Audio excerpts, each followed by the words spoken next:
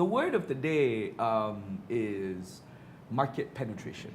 And, I think we just love to hear startups sort of discuss around the themes that we sort of picked for today. So when you guys started, what were your stories in trying to penetrate the market? Did you find that you made the right choices, or did you have to pivot, from the market that you wanted? What's your story? Let's start with Kongsi to you.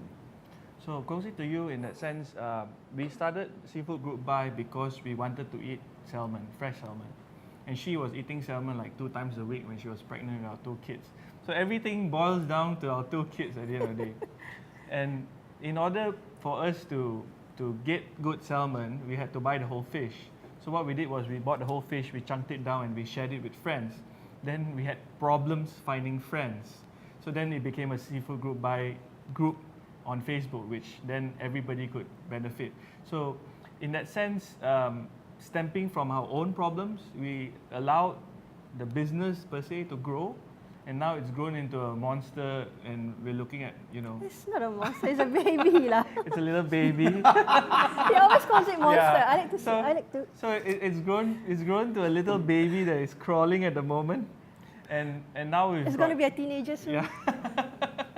So we've got about 30-40 kilos of salmon that is pushed out on a weekly basis, and then we push out chickens. I think we've sold about 600 to 700 chickens already, and the market is still growing. We're getting like 20% to 50% new users every time. So like 20 or 30 new users all the time, which we don't know where they're coming from. That's amazing. Yeah. Thank you. That's amazing. Well done, well done. And what about Chan Mali Chan? What are market penetration stories that you have, or the problems that you're facing right now? As far as the local app industry for kids, it's not really a wide known market yet, because mostly the game studios, they are doing casual gaming.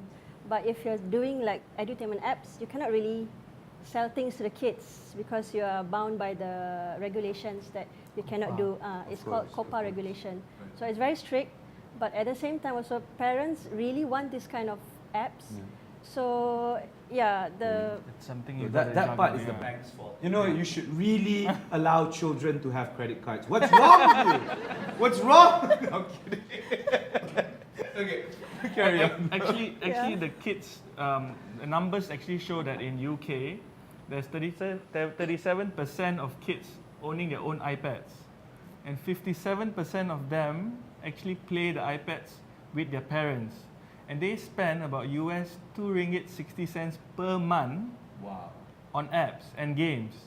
Wow. So the kids are the ones that are owning the parents' credit card and actually having the parents spend them. So it's staggering. Wow. Yeah. See, that's something to think about. You might as well give them their own FD account or something. I don't know. Anyways, that's loan. Cool. Yeah, you might as well give them a loan. I don't know how they're going to pay it off, but it doesn't matter. Yeah, that's cool. That's very, very cool. Tell me, what do you guys need right now? In terms of now and maybe forever. What are you guys looking forward to? How are you guys going to push this to the next level? I think I need some drones to deliver some fish.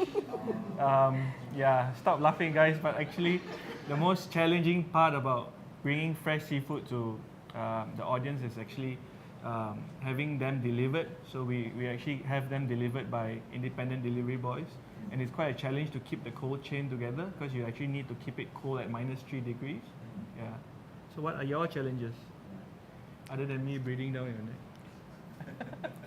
It would be great if you can get funding for developing more educational apps, because I think right now the market is bloated with, I don't know, some, not to say crappy ads, but it's like, that doesn't have any much education. And if they do have, it's like very expensive.